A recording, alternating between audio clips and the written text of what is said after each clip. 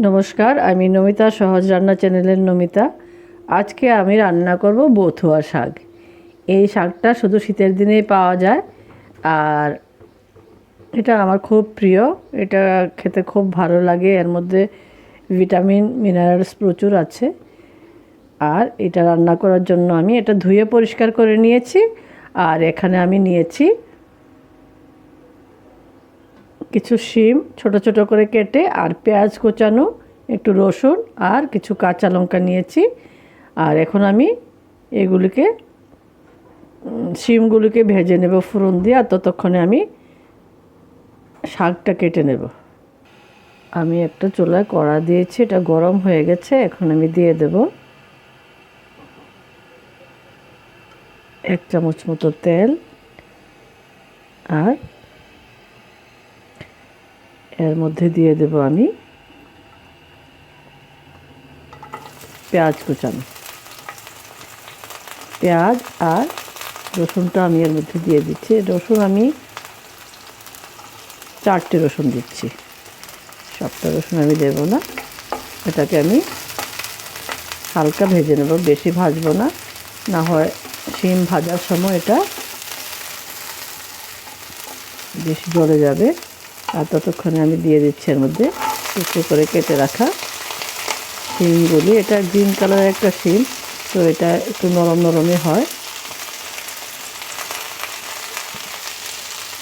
এর মধ্যে আমি দিয়ে দেব স্বাদ মতো, শুধু শিমের আন্দাজে একটু আমি নুন দিচ্ছি। আর দিয়ে দেব এর মধ্যে আমি হালকা একটু হলদি পাউডার। এটাকে আমি ভালোভাবে নেড়ে মিডিয়াম আঁচে একটু ঢাকা দিয়ে আমি ভেজে নেব। আর ততক্ষণে আমি শাকগুলো কেটে নেব। আমার শিমগুলি ভাজা হয়েছে, আর মানে 50%-এর উপর ভাজা হয়েছে। আর এখন আমি এর মধ্যে দিয়ে দেব কেটে রাখা শাকগুলো। শাকটা তো দেখতে এমনিতে বেশি হয়েছে, কিন্তু একটু পরে কমে যাবে।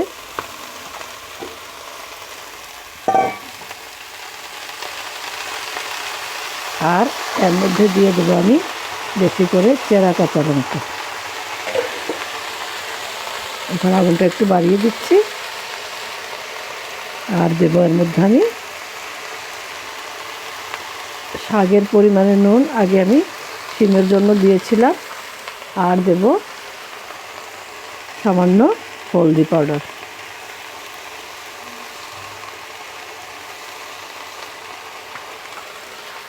এখন এটাকে আমি একটু নেড়ে মিশিয়ে